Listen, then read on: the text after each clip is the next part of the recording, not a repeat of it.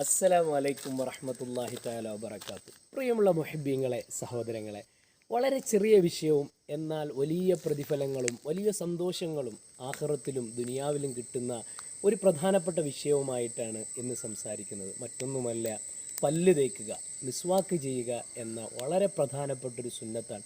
നബി സല്ലല്ലാഹു അലൈഹി വസല്ലമ തങ്ങൾ പറഞ്ഞതും വിശുദ്ധമായ ഇസ്ലാം കൽപ്പിച്ചതുമായ ഒരുപാട് കാര്യങ്ങൾ പല്ല് തേക്കുന്നതുമായി ബന്ധപ്പെട്ട് നമ്മുടെ മുന്നിലുണ്ട്.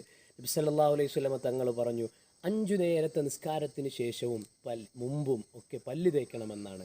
കാരണം നബി സല്ലല്ലാഹു അലൈഹി വസല്ലമ തങ്ങൾ പറഞ്ഞു, എൻ്റെ ഉമ്മത്തിന് അതൊരു പ്രയാസകരമായി മാറില്ലായിരുന്നുവെങ്കിൽ നിസ്കാരത്തിന് മുമ്പ് എല്ലാ വക്തുകളിലും പല്ല് തേക്കൽ അത് നിർബന്ധമാക്കുമായിരുന്നു.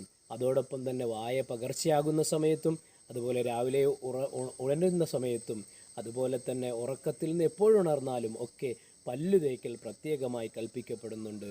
അതോടൊപ്പം തന്നെ അറാക്ക് അത് കൂടെ കൊണ്ടു നടക്കലും, അതുപോലെ ആവശ്യത്തിനനുസരിച്ച് പല്ല് തേക്കലും ഒക്കെ പ്രത്യേകം സുന്നത്താക്കിയിട്ടുണ്ട്.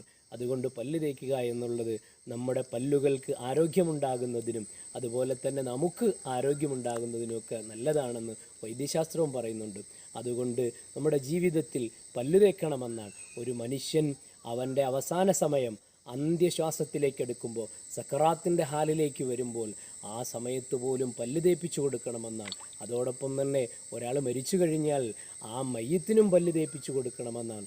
അങ്ങനെ പല്ല് തേക്കുക, ദന്തശുദ്ധീകരണം നടത്തുക എന്നുള്ളത് അതൊരു വലിയ പുണ്യകർമ്മമാണ്.